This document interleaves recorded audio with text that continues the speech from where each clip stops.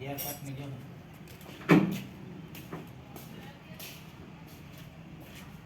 છે 4-5 આવી